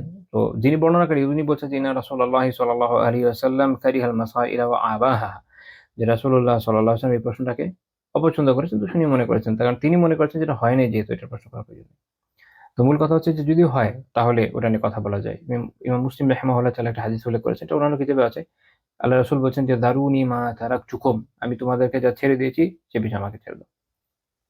অর্থাৎ এটা নিয়ে আমি যখন বলি নাই, তোমরা রাগ বেড়ায় প্রশ্ন করে করে এই বিষয় নিয়ে খোঁজাখুঁজি করবে না। فإنما هلك من كان قبلكم بكثرة سؤالهم, কারণ তোমাদের আগের জাতিগুলো যারা ধ্বংস হয়েছে এটা হয়েছে তাদের অতিমাত্রায় প্রশ্নের কারণে। এবং অতিমাত্রায় প্রশ্ন অত্যন্ত ভয়ানক ধরনের হয়। যেমন আল্লাহ তাআলা আল্লাহ তাআলা সম্পর্কে জানবেন, তাওহীদ সম্পর্কে জানবেন, আসমা ও সিফাত সম্পর্কে জানবেন, কেউ এর ভিতরে গিয়ে খোঁজাখুঁজি শুরু করে দেয়, তখন সে কোনো না কোনো গুমরাহির মধ্যে চলে যায়। তাকদীর সম্পর্কে আল্লাহ তাআলা যতটুকু জানেন শেষ কথা, কথা শেষ হয়ে যায়, খোঁজাখুঁজি শুরু করে, এটা মেকানিজম বোঝার চেষ্টা করে, যেটা তার আকলের বাইরে। তো ওটা করতে গিয়ে সে কি করে? সে গুমরাহির মধ্যে পড়ে যায়। সেমনি নবী রাসূলদের বিষয়ে, আয়াতের বিষয়ে, হাদিসের বিষয়ে, ফিকহের বিষয়ে সব ক্ষেত্রে দেখবেন যে খোঁজাখুঁজি করতে কোনো না কোনো গুমরাহির মধ্যে গিয়ে পড়ে যাচ্ছে। একটা পর্যায়ে দুনিয়ার কোনো কিছু তার সঠিক মনে হয় না, সবকিছুই বেঠিক মনে হয়। মনে হয় যে দুনিয়ার সবাই ভুল বুঝেছে, আমি ঠিক আছি। তার মাথায় এটাই ঢোকে না যে দুনিয়ার সবাই ভুল হইতে পারে, আমি বেঠিক হইতে পারি। এটা নিয়ে তার কিন্তু মাথা ব্যাথা নেই। তো দ্যাটস দ্য প্রবলেম। তখন মানুষ এরকম গুমরাহির মধ্যে পড়ে যায় এবং বিভিন্ন ক্ষতিকর বিষয়কে বের করে নিয়ে আসে। তো এইজন্য আমাদের আলিমরা পছন্দ করতেন না যেটা হাদিস অনুযায়ী তারা আমল করতেন, যে যেই বিষয় হয় নাই বা যে বিষয় আসলে সম্পৃক্ত নয় এটার সাথে ওটা নিয়ে খোঁজাখুঁজির প্রয়োজন নেই। ইমাম আল খাতিব আল বাগদাদি রাহিমাহুল্লাহ তাআলা কিতাব আছে আল ফাকিহু ওয়াল মুতাফাক্কিহ, ওখানে উনি একটা অধ্যায় করেছেন বাবুল কওলি ফি সুআলি আনিল হাদিসা ওয়াল কালামি ফিহা ক্বাবলা উকুইহা।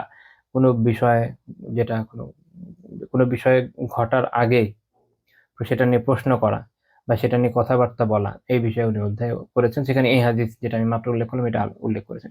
ইমাম ইবনু বাত্তাহ রাহিমাহুল্লাহ তাআলা একটা কিতাব আছে লিবানাতুল কুবরা, ওখানে উনি এই বিষয়ে অধ্যায় করেছেন। খুব সুন্দর অনেকগুলো রিওয়ায়াত এনেছেন। ওখানে আমি জাস্ট ২ টা বর্ণনা ওখান থেকে যদি বলি, খারিজা বিন যায়েদ বিন সাবিত রাহিমাহুল্লাহ তাআলা উনি বলছেন যে যায়েদ বিন সাবিত রাদিয়াল্লাহু তাআলাকে জিজ্ঞেস করা হলো কোন একটা বিষয় নিয়ে। তো তিনি জিজ্ঞেস করলেন যে আকানা হাযা, এরকমই হয়েছে? তো তারা যে প্রশ্ন যে জিজ্ঞেস করেছে সে বলেছে, "না, না হয়নি। এরকম না।" মানে হয় নাই, জাস্ট প্রশ্ন করেছে যে যদি, ওই যে প্রশ্ন করে না? আচ্ছা যদি এমন হয়, আচ্ছা যদি এমন হয়, আচ্ছা যদি এমন হয় এভাবে। আচ্ছা। তো তিনি তখন কি বলেন? বলেন যে দাহু হাত্তা ইয়াকুনা, যতক্ষণ না হয় ছেড়ে দাও।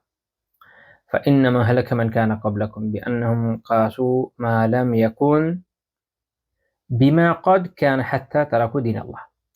কারণ তোমাদের আগে যারা ধ্বংস হয়েছে তারা যেইটা আগে হয়েছে সেটার সাথে যেটা হয় না এটাকে কিয়াস করছে। কিয়াস আমি এর আগে আপনাদের বুঝিয়েছি। তো এটা দিয়ে কিয়াস করতে গিয়েছে, এর ফল হয়েছে এটা, এক পর্যায়ে তারা আল্লাহর দ্বীনই ছেড়ে দিয়েছে। তো এটার প্রয়োগ আপনারা বিপুল পরিমাণ পাবেন। যেমন মজার একটা কথা বলি, ওইটা যদি ঠিক হুবহু এই বিষয়ে আসছে না, বাট কাছাকাছি আমরা ধরতে পারি। দেখবেন যে আমাদের আহ এখনকার পরিবেশ পরিস্থিতি এরকম হয়ে গেছে, আপনি যদি বলেন যে চলেন ইসলামী শরিয়া নিয়ে আমরা কাজ করব, দাওয়া করতে হবে, মানুষকে বুঝাতে হবে, দিন শেখাতে হবে। দেশের মানুষ আসলে যতই বলুক না কেন মুসলিম, তাদের দেখা গেছে যে নামাজের মাসাইল ঠিকমতো জানে না। ইমানের তো বাদই দিলেন, কি জানে? কিছুই জানে না। কালিমার ব্যাখ্যা জানে না। তাগুত কি বুঝে না, কিছুই বুঝে না। তো এদের দিয়ে আপনি কি দিন কায়েম করবেন? তো নিজেই বুঝি না দিন কি জিনিস। আমি এর আগে একবার মনে হয় আপনাদের বলেছিলাম যে দিন যদি আমরা বলি যে ভাই দিন কায়েম করবো, খুব খুশি, হ্যাঁ দিন কায়েম হবে, মাশাআল্লাহ বারাকাল্লাহ, অনেকে খুশি, হ্যাঁ। কিন্তু যখন আপনি ওটার মাসাইল নিয়ে আলাপ আলোচনা করবেন, দেখা যাবে বা দেখা যাওয়ার সম্ভাবনা অনেক বেশি যে ব্যক্তি খুশি হয়ে গেছে সেই হয়তো বিভিন্ন জায়গায় ধরা খেয়ে গেছে। হতে পারে সে একটা বাড়িওয়ালা, হ্যাঁ, হতে পারে সে একজন বাড়িওয়ালা। সে হয়তো ওই যে আগে থেকে অ্যাডভান্স টাকা নিয়ে সুন্দর করে ব্যাংকে বসে সুদ খাচ্ছে বা বিভিন্ন ব্যবসায় লাগিয়ে রাখছে, যেটা তার জন্য বৈধ নয়, হারাম হচ্ছে, খবর নেই। হতে পারে সে একজন ব্যবসায়ী যে হয়তো মজুতদারি করার মাধ্যমে হারাম খাচ্ছে বা মাপে কম দেওয়ার মাধ্যমে হারাম খাচ্ছে। হতে পারে সে একজন শিক্ষক যে শিক্ষকতার সময়ে বসে মোবাইল টিপে তার আর্নিং এর কিছু অংশকে হারাম বানিয়ে দিচ্ছে, পড়াশোনা বা পড়ানো বাদ দিয়ে বা অন্যান্য ভাবে নিজের কাজকে নষ্ট করার মাধ্যমে বা অন্যান্য বিভিন্ন ভাবে। হতে পারে যে যেই ওয়ার্কিং আওয়ার তার আগে সে বের হয়ে চলে যায়। হতে পারে সে একজন ডাক্তার, সরকারি, সে সেম কাজই করছে। এরকম মানে দেখবেন যে বাংলাদেশে আম যত ধরনের প্রফেশন আছে আপনি সব জায়গায় খুঁজে বের করতে পারবেন ইসলামের দৃষ্টিকোণ থেকে কি অঘটন ঘটছে এখানে এবং কি অবৈধ কাজ মানুষ করে বেড়াচ্ছে। এবং অ্যাপারেন্টলি দিনদার মনে হচ্ছে একটা মানুষকে, দেখা যাচ্ছে সেও এর মধ্যে ইনভলভড। তো এই হচ্ছে অবস্থা। তো জরুরি আসলে কি? মানুষের মধ্যে দাওয়া করা, মানুষকে বোঝানো যে শরিয়া আসলে আপনার কাছে কি চায়। এখন তো এগুলো বলাই মুশকিল হয়ে গেছে, এগুলো তো বলাই মুশকিল হয়ে গেছে। আমার মনে আছে অনেক আগে এই ওয়ার্কিং আওয়ারের বিষয়ে মাসালা মুফতি তাকি উসমানী সাহেবের একটা পুরো আস্ত লেখা আমি পোস্ট করেছিলাম ফেসবুকে। তো অনেকে এসে ওখানে লিখছে যে না, আমি এটাতে দ্বিমত করি। আল্লাহ আকবার, খুব ভালো, খুব ভালো, খুব ভালো। আমাদের দেশে বিশাল বিশাল আল্লামা পয়দা হয়ে যাচ্ছে, তারা দ্বিমত করতে এসছে, অথচ আরবিও জানে না, কোথেকে দ্বিমত করবে? দ্বিমত করার জন্য দিন তো জানা লাগবে। আপনি তো দিনে কিছুই জানেন না, দিনের মূল্য তো জানেন না, কিছু জানেন না, সে এসে দ্বিমত করতে।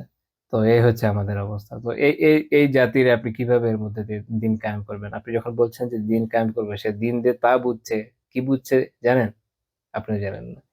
দিন দিন কায়েম দিয়ে তারা 100 জন আসলে 100 রকমের একটা চিন্তা নিয়ে বসে আছে, উইয়ার্ড কোনো চিন্তা। নিশ্চিত থাকেন অ্যাটলিস্ট দিনের সাথে যায় না। আবার যারা বলছে আমরা দিন কায়েম করবো, সেও এমন এক চিন্তা নিয়ে আছে। সেদিন আমি একজনের এক ভিডিও দেখলাম, তাকে জিজ্ঞেস করছে যে শরিয়া আইন আসলে কি জিনিস, সে এমন অদ্ভুত অদ্ভুত কথা বলছে। আমি বললাম, আল্লাহ, আপনি নিজেই জানেন না যিনি শরিয়া আইন বলতে কি কায়েম করতে চায়। তাহলে চিন্তা করেন এত অজ্ঞতার ভিতরে কিভাবে কায়েম করবেন। তো যাই হোক, এগুলো তো অ্যাকচুয়াল ইস্যু, যেটা যারা বুঝমান আলেম আছেন অনেক আগে থেকেই বলে যাচ্ছেন যে খুব জরুরি বিষয় হচ্ছে মানুষকে শিক্ষিত করা।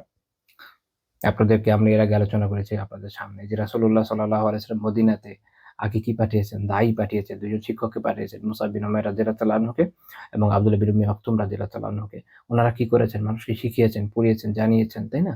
তারপরে একটা একটা অবস্থা তৈরি হয়ে যায়। খালি হাজার, হাজার মানুষ বলছে আমরা মুসলমান, এটা বললেই হয়ে যাবে না। এটা বললেই হয়ে যাবে না। হাজার, হাজার মানুষ বলছে আমরা মুসলমান, সবাই গিয়ে ধরেন গিয়ে অমুক, অমুক জায়গায় বিভিন্ন শিরকে লিপ্ত হয়েছে। তার মধ্যে তো আসলে ইমানি ওই বোধটা নাই। নামে, নামে আদমশুমারির মুসলমান। কাজেই সংখ্যা দেখে খুশি হয়ে যাওয়ার কিছু নাই। আমাদের দেশে ৬০-এর দশকে যখন ১ম বার এই ইয়েতে আইয়ুব খানের আমলে নির্বাচন হলো, তখন এই ইসলামিক কিছু পার্টি এরা এত ব্যাপক জনপ্রিয়তা আশেপাশে, কারণ সবাই তো হুজুর না, ওয়াজ করতে গেলে অনেক মানুষ নেমে যায় না, মানুষের ঢল নামে। ওটা দেখে মনে হলো যে তাহলে তো ইলেকশন এবার আমরা ক্ষমতায় আসবে। একটা আসনে পাইনি। ঠিক আছে? তো মানুষ এরকমই। ওই ওই ইয়েই হবে, ঢল দিবে কিন্তু টাইমলি তাদেরকে পাওয়া যাবে না। তো এটার মূল কারণ হচ্ছে যে মানুষের ওই জ্ঞানের অভাব। যেমন থানভী রাহিমাহুল্লাহ তাআলার আমি আলোচনা দেখেছি। আমাদের এখানে সালাফি আলেমদের আম শেখ আব্দুল হেল কাফি, আব্দুল হেল বাকি রাহিমাহুল্লাহ, আপনার নামও হয়তো শোনেন নাই। আমাদের এই অঞ্চলে আহলে হাদিস আলেমদের একদম শুরুর সময়কার বড় আলিম। মানে শুরুর সময় তো বলতে চাচ্ছি না, মানে ১০০ বছর আগেকার। তো উনাদের হাতে জমিয়তে আহলে হাদিস শুরু হয়। তো এনারা এই বিষয়কে ওই সময় আমি ২ দিকেই উদাহরণ দিলাম বোঝানোর জন্য যে যারা রোগগুলোকে আইডেন্টিফাই করেছিলেন যে আগে তো মানুষকে দিনটা শেখানো দরকার, অবস্থা ভালো না। নয়তো কাজ হবে না। নয়তো এরাই বিরোধিতা করবে। তো তখন তারা দাওয়ার একটা ম্যানুয়াল তৈরি করছে। কিন্তু হয় কি, সব দাওয়াই একসময় থেমে যায়। শুরু হয় কিছু মানুষ শিখে, তারপরে এরা এটার একটা কাল্ট বানায় ফেলে। কাল্ট বানানোর পরে কি হয় জানেন? দাওয়া বন্ধ হয়ে যায়। তখন সবাই মনে করে কি, এই যে বিষয়টা, এই যে স্ট্রাকচারটা আমরা বানিয়েছি না? এটাতেই সবাইকে আনতে হবে। কিন্তু এই স্ট্রাকচারটা কিন্তু এই কাজের জন্য বানানো হয়নি। বানানো হয়েছিল একটা দাওয়ার জন্য। কিন্তু তখন স্ট্রাকচারটা বেসিক বিষয় হয়ে যায়, মুখ্য বিষয় হয়ে যায়। মূল ফোকাস স্ট্রাকচারের দিকে থাকে, ইনস্টিটিউশনের দিকে থাকে। মূল যে দাওয়া যার জন্য বানানো হয়েছিল সেটাতে থাকে না। অর্থাৎ মাধ্যম মূল হয়ে যায়। মূল শিক্ষাটা বাদ পড়ে যায়। ফলে এগুলো আসলে টিকে নাই। এগুলো থেকে আমাদের শিখতে হবে। ভবিষ্যতে যেন আমরা আবার দাওয়া দাঁড় করাইতে পারি। কিন্তু মূল সমস্যা কিন্তু আছে আমাদের এই অঞ্চলের মানুষদের ক্ষেত্রে। যেটা অনেক অঞ্চলের মানুষের ক্ষেত্রে তুলনামূলক এইরকম না। আলহামদুলিল্লাহ। অনেক ক্ষেত্রে অনেক ভালো। অনেক অঞ্চলের মানুষ অ্যাকচুয়ালি অনেক দ্বীনি ইলমের ক্ষেত্রে অনেক প্রাগ্রসর। যেকোনো কারণেই হোক আমাদের উপমহাদেশীয় ক্ষেত্রে এটা একটা সমস্যা। আমাদের অনেক ক্ষেত্রে দ্বীনি ইলমের ঘাটতি তো আছে, এটা তো আমাদের স্বীকার করতেই হবে। তো এই অবস্থায় আপনার কি করতে হবে? মানুষকে শিক্ষিত করতে হবে, মানুষকে জানাতে হবে। এখন আমরা এটা করতে যাব। আবার বলব যে না, আমরা এখন এটারে যদি ফোকাস করি, এটা আমাদের মূল ফোকাস পয়েন্ট হওয়া দরকার। নয়তো ফর এক্সাম্পল আপনাকে আমি বললাম যে হ্যাঁ, আপনাকে আমরা ফুল সাপোর্ট দেব। আপনি ক্ষমতায় যান, দিন কায়েম করেন। এখন আপনি কি দিন বলতে কি বোঝেন তাও আমি জানি না। আপনি নিজেও অ্যাকচুয়ালি জানেন না। আমি যে দিন বলতে কি বুঝি এটাও হয়তো আমি জানি না। মানে আমাদের এখনকার জনগণের এই হচ্ছে অবস্থা। এখন আপনি যখন গেলেন ক্ষমতায় যাওয়ার পরে আপনি যাই কায়েম করেন না কেন, আমি কিভাবে প্রশ্ন করব যে আপনি আসলে দিনই কায়েম করতেছেন কিনা? আপনি বলবেন যে, "আরে আমি তো দিনই কায়েম করতেছি। আমার হিসেবে এটাই দিন।" এদিকে আমারও ওই নলেজ নেই যে আসলে দিন কায়েম বলতে আমি কি বুঝাতে চাইতেছি। তো একেকজনের একেক রকমের চিন্তা। এটা হলো বহুত বড় সমস্যা। এক্ষেত্রে ওই যে জর্জ ওরেলের একটা বই আছে 'অ্যানিমাল ফার্ম', কেউ পড়ে থাকলে বুঝতে পারবেন যে ওখানে খুব মজার আলোচনা আছে যে বিপ্লব কিভাবে বেহাত হয় এটা নিয়ে। যদিও কমিউনিজম নিয়ে করেছেন, কিন্তু ওখানে গুরুত্বপূর্ণ অনেক পয়েন্ট আছে সোশিওলজিক্যাল অ্যাসপেক্ট থেকে। আল্লাহ, তো এখন দেখেন এখন এখন দেখবেন যে এগুলো যদি আমরা বলি যে তাহলে আমাদের হচ্ছে করণীয় হচ্ছে কি এই করা, আমি মানুষকে জানানো, তখনই দেখবেন অনেক প্রশ্ন এসে হাজির হয়ে যাবে। যদি এটা হয় তাহলে কি হবে, এটা হয় তাহলে কি হবে, এটা হয় তাহলে কি হবে, এটা হয় তাহলে কি হবে। আচ্ছা, ওটা হোক না ভাই, আগে থেকে মাথা ঘামানোর দরকার কি? আমি তো আগে আমি যদি আগে থেকেই এগুলো নিয়ে চিন্তা করতে থাকি, তাহলে আমরা অ্যাংজাইটির পেশেন্ট হয়ে যাব। এক পর্যায়ে আমরা ডিপ্রেশনে ভুগবো। এমনিতেই আমরা জাতিগত ডিপ্রেশনের মধ্যেই আছি বলে মনে হয় মাঝে মধ্যে। এবারে কয়েক ধরনের ডিপ্রেশন আছে, আপনার জীবনে ওখানে পড়েছেন কিনা আমার জানা নাই, বাট আমার এখানে তো ডক্টর আছে, আমার থেকে ভালো যাবে কয়েকজন ডক্টর আছে আমি জানি। ওই যেমন আপনার অ্যানসেস্ট্রিয়াল ডিপ্রেশন আছে, না না সরি, অ্যানসেস্ট্রিয়াল ট্রমা আছে, ওটা থেকে সময় ডিপ্রেশন তৈরি হয়। আর ওইরকম কিছু না, জাতিগত জাতিগত কিছু ট্রমাও আছে, আমাদের অনেক ট্রমা আছে, ওটা থেকে অনেক ডিপ্রেশন আমাদের মধ্যে এমনিই আছে। তো এগুলো যত আরো বেশি ইনপুট দিবেন না, যাতে আরো ডিপ্রেশনে চলে যাবে, লাস্টে কি কাজ হবে? এই জন্য ঠিক পজিটিভ, কি হবে না হবে ভেবে লাভ নাই। আমাদের কাজ হলো সারিয়ে আমাদের পথ দেখিয়ে দিয়েছে, সেটা হচ্ছে যে আমাদের কাজ হচ্ছে আল্লাহ রাসূল সাল্লাল্লাহু আলাইহি ওয়াসাল্লাম যেমন আমাদের বলেছেন, আমরা সবসময় বলি না, ওইটা তোমাদের সবার মুখস্থ, যে আমার কাছ থেকে পৌঁছে দাও, বলে একটা আয়াত হলো, দিনে একটা শিখ হলে পৌঁছে দিতে পারলো কাজ। ফল ধরবে কি ধরবে না এটা আল্লাহর হাতে। একটা একটা দোয়া আছে, আমার খুব পছন্দের দোয়া, আমি ভুলে গেছি কোন কিতাবে আছে, বাট একটা সুন্দর একটা দোয়া আছে যে আল্লাহুম্মা ইন্না হাদাল জুহদু আলাইকা তুকলান, যে আল্লাহ, এ হচ্ছে আমার পক্ষ থেকে চেষ্টা, আর আপনার উপর আমার ভরসা। আলটিমেটলি ফল তো আল্লাহ তাআলা দিতে পারেন, আমরা তো আনতে পারবো না, আমরা ট্রাই করতে পারি। তো ওইটার জন্য আমরা ট্রাই করে যাবো ইনশাআল্লাহ। এবং দাওয়া এখন তো অনেক স্তীমিত লাগে আমার কাছে, সবার কাছে মনে হচ্ছে যে আমি আসলে কি দেশের সার্বিক পরিস্থিতি বিবেচনায় মনে করলাম যে কথাগুলো একটু বলে দিই, সবসময় তার বলা হয় না। মানে মানুষের অনেক সময় মনে হচ্ছে যে আমরা যেন একদম পুরো পূর্ণাঙ্গতায় পৌঁছে গেছি দিনই ইলম আমল সব দিক দিয়ে, মাশাআল্লাহ, এখন তো খালি শরীয়তটা কায়েম হওয়া বাকি। আমার কাছে এটা এরকম মনে হয় না, বরং এর উল্টাটাই বাস্তব মনে হয়, সেরকমই সত্য মনে হয়, সেটাই সঠিক মনে হচ্ছে, আল্লাহ আ'লাম। তো মাসরুক রাহিমাহুল্লাহ তাআলা একটা বর্ণনা আছে, উনি উবাই বিন কাব রাদিয়াল্লাহু তাআলা আনহুকে একটা মাসালা নিয়ে জিজ্ঞেস করলেন, তখন উবাই রাদিয়াল্লাহু তাআলা জিজ্ঞেস করলেন যে খেয়ানত হয়েছে এরকম? তো মাসরুক রাদিয়াল্লাহু তাআলা রাহিমাহুল্লাহ বললেন যে না, এরকম তো হয় নাই। তো তিনি বলেন ফাআজিম্মানি হাত্তা তাকুন, যতক্ষণ না হয় ততক্ষণ আমারে শান্তি দাও, আগে হোক, হলে জিজ্ঞেস করো। তো এটা আমাদেরকে এই জিনিসটাই শেখাচ্ছে যে যেটা মোস্ট ইম্পোর্টেন্ট ওইটা নিয়ে বিজি থাকুন। দুনিয়াতে এত কাজ আছে, এত ইলম আছে, ওগুলা অর্জন করে ওগুলা পরিতকুল পাওয়া যায় না। যেই জিনিস হয়ই নাই, যেটা আমাদের জীবনের সাথে সম্পৃক্তই না, ওইটা নিয়ে চিন্তা ভাবনা করে সময় নষ্ট করার কি দরকার? ২৭ নম্বর পয়েন্ট, ভবিষ্যৎ, এই যে এই বিষয়গুলোতে রাসূলুল্লাহ সাল্লাল্লাহু আলাইহি ওয়াসাল্লাম অপছন্দ করছেন, যে যেটা হয় না এটা নিয়ে বলো না, কিন্তু যেটা ভবিষ্যৎ ঘটতে যাচ্ছে বলে তিনি আগেই জানেন, তার মুজিজার মধ্যে পড়ে। আল্লাহ তাআলা তাকে শেষ সময়ের অনেক বিষয় সম্পর্কে আগেই জানিয়ে দিয়েছেন, উম্মার মধ্যে এটা হতে যাচ্ছে, এটা তার মুজিজা। তো এরকম বিষয় আবার তিনি আগেই সতর্ক করে দিতেন। এই ২ টার মধ্যে হলো পার্থক্য। তো এটা থেকে এটাও শিক্ষা পাওয়া যায়, যখন আমাদের তার মুজিজা হবে না, যদিও আউলিয়া কিরামের কারামাত সত্য, কিন্তু মুজিজার মতো অত স্ট্রং ও হয় না, সবসময় বুঝাও যায় না। নিশ্চিত হওয়া যায় না যে আসলেই কারামা কিনা। মানে অনেকে তো কারামার নামে এখনকার সময়ে কি করে, অনেকে কারামার নামে ধান্দাবাজিও করে। এটা বাস্তব। তো বিভিন্ন পীর বুজুর্গ এটা ওটা বলে বিভিন্নভাবে টাকা হাতে কত কিছুই করে। এইজন্য এখনকার সময় আসলে আস্থা রাখা মুশকিল। একটা হচ্ছে গিয়ে থিওরিটিক্যাল আলোচনা, কারামা তো সত্যই। আরেকটা হচ্ছে যে প্র্যাকটিক্যালি সব ক্ষেত্রে এটা প্রমাণ পাওয়াটা একটু টাফ। আর আরেকটা বিষয় হচ্ছে কারামাত সম্পর্কে আমার হিউজ ধারণা আছে। কারামাত হচ্ছে আল্লাহ তাআলা আপনাকে সম্মানিত করেছেন এমন কোন বিষয় দিয়ে যেটা খুবই ব্যতিক্রমী। এখন এটা আল্লাহ তাআলা তার যেকোনো ওলিকে, যেকোনো মুমিনকেই এটা করতে পারেন সম্মানিত কোনো না কোনোভাবে। এখন যে যত বেশি ওলায়াতের অধিকারী, যে যত বেশি ঈমানের অধিকারী, আল্লাহ তাআলা তাকে বেশি করেন। এবং সবাই একই ধরনের কারামাত দ্বারা ধন্য হয় না। এই অঞ্চলের প্রসিদ্ধ আলিমদের মধ্যে মুজাদ্দিদ আল-ফিসানি রাহিমাহুল্লাহ তাআলা ছিলেন। তো উনার ব্যাপারে একটা ঘটনা আমি একটু বলি। মুজাদ্দিদ রাহিমাহুল্লাহ তাআলা, উনি উনার কাছে একজন মুরিদ বহু বছর ছিল। বহু বছর। আমি এক্সাক্ট বলে গেছি ২০ বা ৩০ বছর হবে। তো সে একসময় বলেছিল, "আপনি এত বছর থাকলাম, আপনার থেকে কখনো কোনো কারামাত আমি দেখলাম না।" তো এটা খুব চমৎকার কথা বলেছিল। বলছে যে, "এত বছর যে ছিলাম, তুমি কখনো আমাকে ওয়াক্তে সালাত কাজা করতে দেখেছো?" বলছে, "না। ৫ ওয়াক্ত সালাত আওয়াল জামাতের সাথে সবসময় আছি, সবসময়। তো এর মধ্যে সুন্নাহ কাজা হয়েছে না, বলছে যে এটি তো কারামত। এটার থেকে বড় কারামত কি আশা করো? দিনের উপর ইস্তেকামাত সবচেয়ে বড় কারামত হতে পারে, আল্লাহ তাআলা এটাই আপনাকে দান করলেন। এরকম বহু ধরনের কারামাত আছে যেটা মানুষের মনের মধ্যে কারামাত দিয়ে এটাই তারা বুঝে যে একটা লোক আকাশে উঠতে থাকবে, যেটা আসলে দেখতে পাওয়া খুবই টাফ, মানে খুবই টাফ। কেউ কখনো দেখেছে বলে তো মনে হয় না। বইপত্রে থাকতে পারে, বাস্তব দুনিয়াতে বা খুব টাফ। আচ্ছা, যাই হোক, কিন্তু বাস্তব দুনিয়াতে অনেক কারামত আপনি খুব সহজেই পাবেন। কেউ আল্লাহ তাআলা কারো সময় এমন বারাকা দিলেন যে প্রচুর তিলাওয়াত করতে পারলো, প্রচুর সালাত আদায় করতে পারলো, বিপুল পরিমাণ কিতাব পাঠ করছে, এগুলো সবই তো বিভিন্ন ফর্মের কারামত। আচ্ছা, যাই হোক।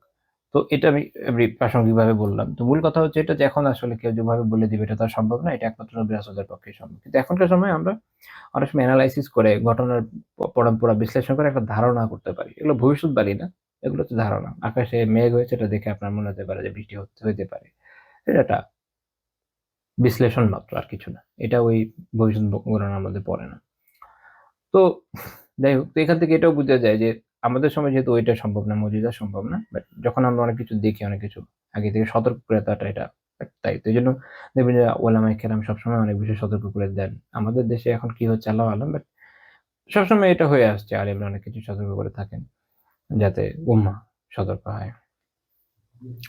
তো যাই হোক, আমরা একটা এরকম রিওয়ায়াত দেখি। সহিহ মুসলিমের 648 নম্বর হাদিস। আবু যর রাদিয়াল্লাহু তাআলা আনহু বর্ণনা করছেন যে রাসূলুল্লাহ সাল্লাল্লাহু আলাইহি ওয়াসাল্লাম আমাকে বললেন যে কাইফা আনতা ইযা কানাত আলাইকা উমারা ইউআখিরুনা আস-সালাতা আন ওয়াক্তিহা, যে যে তুমি তখন কি অবস্থা হবে তোমার তখন, যখন তোমাদের এমন সব আমির, এমন সব শাসকরা আসবে যারা সালাতকে তার ওয়াক্ত থেকে বিলম্ব করে ফেলবে।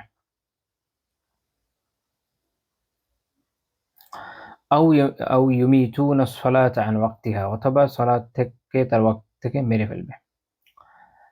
এখন এটা দ্বারা উদ্দেশ্য হচ্ছে এইটা, যেটা ইমাম আন-নাওয়ী রাহিমাহুল্লাহ তাআলা উল্লেখ করেছেন, মুল্লা আলী কারি রাহিমাহুল্লাহ উল্লেখ করেছেন যে সলাতের যে মুখতার ওয়াক্ত, মুস্তাহাব ওয়াক্ত, সেটা থেকে তারা পিছিয়ে দিয়ে অনেক পেছনে চলে যাবে। এর মাধ্যমে যেন তারা সলাতের রূহকে মেরে ফেলবে। আর ফলে সলাৎ যেন মৃতের মতো। তো আমাদের এখান থেকে একটু শিক্ষা নেওয়া উচিত। রাসূলুল্লাহ সাল্লাল্লাহু আলাইহি ওয়াসাল্লাম শাসকদের পরবর্তী সময়ে এরকম হবে এটা নিয়ে বলছেন। তো আমরা কি করছি? অনেকের মধ্যে এই অভ্যাস আছে যে তারা একদম শেষ ওয়াক্তে গিয়ে পড়ে। এখান থেকে তাদের শুধরানো উচিত। আসলে সেটা যেন সলাৎ যেন মৃত সলাতের মতো। সলাৎ তার আউয়াল ওয়াক্তে মুস্তাহাব। কোনো কারণে যদি একটু পিছানো লাগে, যেমন জামাতের অংশ নেওয়া, এরকম কিছু ছেলেদের জন্য কিছু ওজরের ইস্যু থাকে। তো এটা আলাদা কথা। এটা তা না হলে সলাৎ তার মুখতার ওয়াক্ত, তার মূল যে ওয়াক্ত, তার যে পছন্দনীয় ওয়াক্ত, সেখান থেকে পিছিয়ে নেওয়ার সুযোগ নেই। অর্থাৎ একটা সলাতের ওয়াক্ত থাকে। যেমন একটা হচ্ছে মুখতার, গায়ের মুখতার। একটা সময় থাকে যেটা মুস্তাহাব সময়, যে সময় আদায় করা উত্তম, যেটা হচ্ছে একদম তার শুরুর সময়টা। যেমন যোহরের ক্ষেত্রে, আসরের ক্ষেত্রে এরকম। আর কিছু ক্ষেত্রে এটা একটু পিছিয়ে নেওয়া উত্তম, যেমন ধরেন ঈশার ক্ষেত্রে। আর কিছু আচ্ছা, এটা গেল। আর আরেকটা হচ্ছে যে যেটা মুখতার ওয়াক্ত না, কিন্তু জায়েজ ওয়াক্ত সালাত হয়ে যায়। সেটা হচ্ছে যে আউয়াল ওয়াক্তের একটু পরে গিয়ে।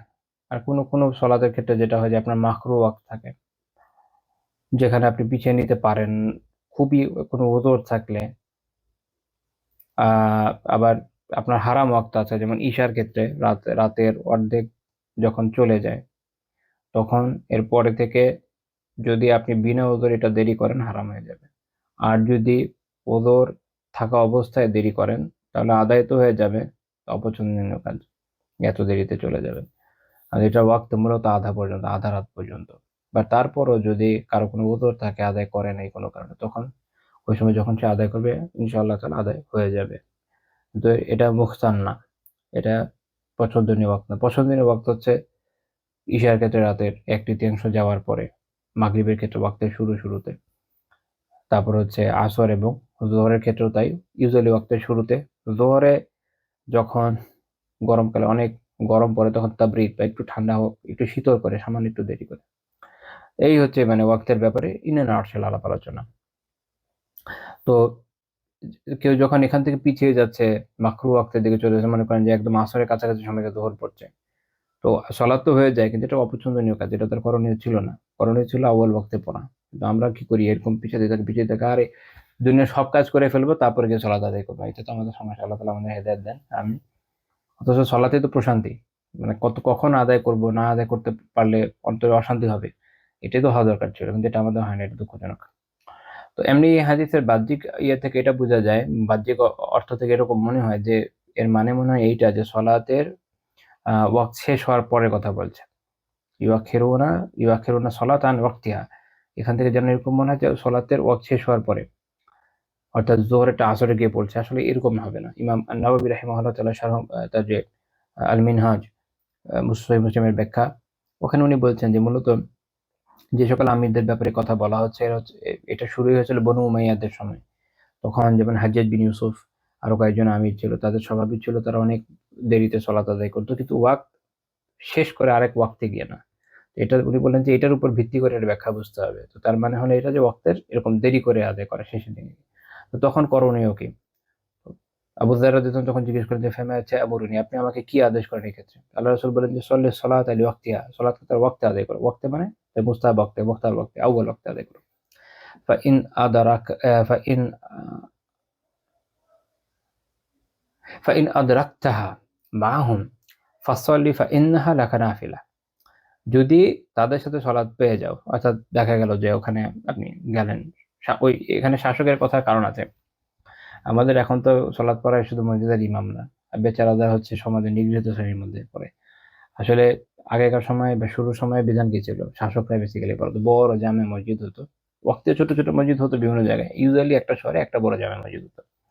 ওখানে শহরের যিনি প্রশাসক উনি সলাত আদায় করাতেন, উনি সলাত আদায় করতেন ইমাম হিসাবে, আর পিছনে বাকি আদায় করতেন। তো যতক্ষণ সে ভদ্রলোক না আসছে ততক্ষণ বিলম্ব করা হতো, এই জন্যই কথা বলা হচ্ছে। তো ওই সময় ইমামের দাপটও ছিল, কারণ ইমাম তো শাসক। হ্যাঁ, আমাদের এখনকার শাসকদের তো নামাজ পড়া দিলে আমাদের নামাজই নষ্ট হয়ে যাওয়ার সম্ভাবনা আছে। যাই হোক, তো যাই হোক, তো তিনি তারপর কি বললেন যে যদি এখন গেল কেউ মসজিদে গিয়ে, বা বাজারে গেল যেখানে মসজিদও আছে, ওখানে জামাত হয়ে যাচ্ছে, বলছেন যে যদি ওখানে তাদের সাথে সলাৎ পেয়ে যাও তখন তাদের সাথে পড়ে ফেলবে, তখন এটা তোমার নফল হয়ে যাবে। তো এখানে এটা একটা মাসালা চলে আসে যে যদি সলাৎকে মুস্তাহাব ওয়াক্ত থেকে পিছিয়ে পরে আদায় করে কেউ, তখন করণীয় কি? মেয়েদের জন্য তো এটা কোনো বিষয় না, কারণ মেয়েদের ক্ষেত্রে করণীয় কি, তারা অবশ্যই ওয়াক্তের শুরুতে আদায় করে নিবে। ছেলেদের ক্ষেত্রে একটা ইস্যু হয়ে যায়, বিশেষ করে আমাদের আমাদের দেশে, যেমন হানাফি আলিমদের মতে তো আসলে আসরের ওয়াক্তই শুরু হয় আর একটু দেরিতে।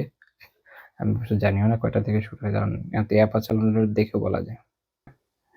তো ধরেন আসরের ক্ষেত্রে যদি আমরা একটু দেখি, আসরের ক্ষেত্রে হানাফি আলিমদের মতো ওয়াক্ত শুরু হয় 4টা 1-এ। অন্যদিকে জুমহুর আলিমদের অবস্থান হচ্ছে এরকম যে 3টা 15-তে ওয়াক্ত শুরু হয়ে যায়। এখন ধরেন একজন পুরুষের জন্য জরুরি হচ্ছে কি, তার জন্য ওয়াজিব হচ্ছে জামাতে অংশ নেয়া, তো সে তো জামাতে অংশ নিবে। তো 4টা 1 তো আমার এলাকাতে এখানে জামাতে 4টা 30-এ, তাহলে 45 আর 30 অনেক সময় না, বিশাল দেরি। তো এরকম ক্ষেত্রে করণীয়, এটা একটা জটিল প্রশ্ন হয়ে যায়।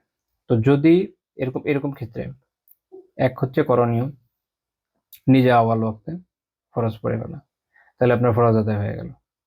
এরপরে 2টা কাজ, একটা হচ্ছে আউয়াল ওয়াক্তে সালাত আদায় করা, যেটা মুস্তাহাব আমল, এটা জরুরি। আরেকটা হচ্ছে যে জামাত।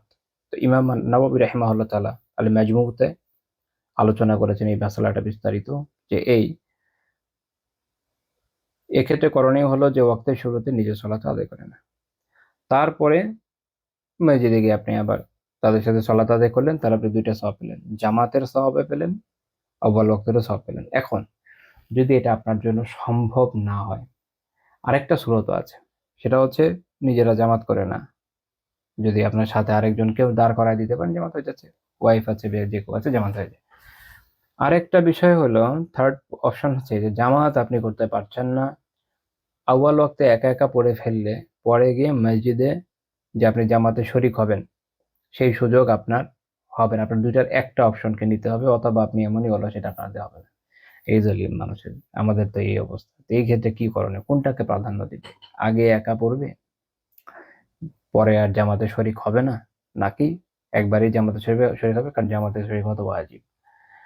তো এই একটা জটিল জায়গা, তো এখানে ওলামার মধ্যে একটা মত পার্থক্য আছে। আমার কাছে যেটা শক্তিশালী বলে মনে হয় সেটা এইটাই যে ওয়াজিব হিসাবে এটাকে প্রাধান্য দেওয়া উচিত। আউয়াল ওয়াক্তে পড়াটা অবভিয়াসলি মুস্তাহাব। যখন আপনি যদি আহ, এই অঞ্চলে আলিমদের টাইম, যেটা হানাফি আলিমদের টাইম অনুযায়ী যদি পড়তে যান মসজিদে সলাৎ, সেক্ষেত্রে বিলম্ব হলেও সেটা একদম মাকরুহ বা হারাম ওয়াক্তের দিকে চলে যাচ্ছে না। তো কাজেই সেক্ষেত্রে আপনি যদি কোনো একটা আপনার করতে হয়, এটা আপনার করণীয় জামাতের শারিক হওয়া। আমি কাউকে কাউকে দেখেছি, ইউটিউবে দু একটা ভিডিও দেখেছি, ওনারা এরকম বলেছেন যে বাসায় পড়ে ফেলবেন আর ওইটাই জরুরি বেশি। আমি এটা মনে করি না, কারণ আউয়াল ওয়াক্তে পড়াটা মুস্তাহাব। মনে রাখতে হবে যে মুস্তাহাবের উপর ওয়াজিব প্রাধান্য পাবে, এটা উসুল, কমন উসুল। তো যেহেতু আপনি জামাতে যেতে পারছেন না, বা সরি, দুইটা করতে পারছেন না, অর্থাৎ শুরুর ওয়াক্তে পরে আবার যে আপনি জামাতে যাবেন এটা আপনার দেওয়া হবে না, তাহলে আপনি জামাতটাই করবেন, জামাতটায় অংশ নেবেন। তাহলে আপনার যেটা হবে জামাতও হবে, যদি আপনার আউয়াল ওয়াক্তে হচ্ছে না, বাট এর আপনার উত্তর আছে, জামাতই হয়ে যাচ্ছে, আলহামদুলিল্লাহ। ওটা বেশি জরুরি, ওয়াজিব আগে জরুরি, মুস্তাহাবের চেয়ে আগে কি জরুরি বেশি? ওয়াজিব জরুরি। তবে 3টা সুরত আলোচনা করে দিলাম, আশা করি বিষয়টা ক্লিয়ার। এক হচ্ছে ওয়াক্তের শুরুতে আদায় করে নিয়ে আপনি পরে গিয়ে জামাতে শরিক হতে পারেন, সেক্ষেত্রে আপনার ওয়াক্তের শুরুতে মুস্তাহাবও হবে, পরের জামাতে শরিক হওয়ার কারণে এটা আপনার কি হয়ে যাবে, নফলও হবে, আবার জামাতে সওয়াব আপনি পাবেন, দুইটাই সুযোগ হচ্ছে। সেকেন্ড অপশন হচ্ছে যে আপনি যদি কাউকে নিয়ে জামাত করে ফেলতে পারেন, করে ফেলেন। থার্ড অপশন যেটা, সেটা হচ্ছে যে আপনার যদি একটাই করতে হয় এবং আপনি নিজে জামাত করতে পারবেন না এমন হয়, তাহলে আপনি মসজিদে গিয়ে তাদের সাথেই পড়েন, কোনো সমস্যা নেই। আপনার ওয়াজিব তো আদায় হয়ে যাচ্ছে, মুস্তাহাবের চেয়ে ওয়াজিব অনেক বেশি জরুরি। ঠিক আছে, এই হলো 3টা সূরাত। আশা করি এই বিষয়ে কনফিউশন হবে না যারা এই মাসালার উপর আমল করেন তাদের। আর যারা হানাফি ফিকহ অনুযায়ী আমল করেন তাদের তো আসলে ওয়াক্তই শুরু হয়ে পড়ে। তাদের আবার এখানে কেউ এটা বলতে পারে যে আপনার মনে হয় তো অনেক দেরি করে ফেলছেন, সেটা এরকম না, ও বেচারাদের ওয়াক্তই শুরু হয় 4টা একে, মানে এটা একটা ইখতিলাফের জায়গা, এটা বৈধ ইখতিলাফের জায়গা যে আসর ওয়াক্ত আসলে কখন শুরু হয়, বস্তুর ছায়া কতটুকু হলে। এটা নিয়ে অনেক একাধিক রেওয়ায়েত আছে, এটা যুগ যুগ ধরে আলেমদের মধ্যে ইখতিলাফ আছে, এটা নিয়ে বাড়াবাড়ির কিছু নাই, যে যেটাকে বেশি শক্তিশালী প্রাধান্য প্রাপ্ত মনে করবে, সমস্যা না। তো ওনাদের ওয়াক্ত শুরুই হয় 4টা 1-এ। 4টা 1-এ ওয়াক্ত শুরু হওয়ার কারণে আপনি যখন 4:15 বা 4:30 পড়ছেন, খুব বেশি দেরি তো আসলে হচ্ছে না। তো এই হচ্ছে ইস্যু। আচ্ছা, যাই হোক, তো আমাদের আজকের আলোচনা আমি এই পর্যন্তই রাখছি। সুবহানাকাল্লাহুম্মা বিহামদিকা লা ইলাহা ইল্লা আনতা আস্তাগফিরুকা ওয়া আতুবু ইলাইক।